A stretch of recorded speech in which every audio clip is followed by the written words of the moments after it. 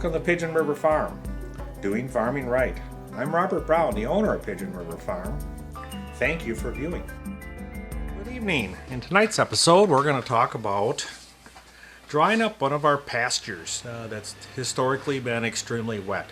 Last year we tried an experiment utilizing a deep tooth ripper and a logging chain that was attached to it.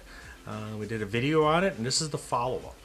We found that it actually worked very well. I'm actually very impressed with the overall performance of the experiment. Everything's dried up very nicely. It is slightly drier this year, but overall rainfall hasn't been that different. Never before in this ground would I've been able to get out there with the tractor this time of the year, so obviously it worked. It's funny, it took a long time to learn this, but it was really solid advice. So what I did, you remember from the video, I sent a link above here.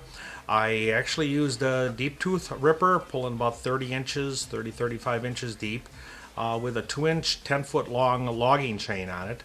And that left all these little tunnels underneath. There was a 5-foot on center span, the length of the pasture, and it looks like it's worked. The only thing I've noticed is where it terminates at the end, there is no termination point. So I think I'm still may end up putting a tile. I did do some linear ripping, and it did work, but not as well as I'd hoped. So I think I still may be putting one singular tile in.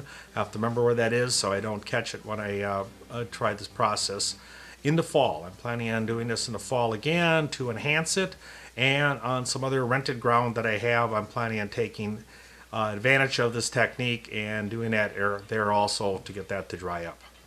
So I wanted to share this with everybody, and I thank you very much and have a great evening.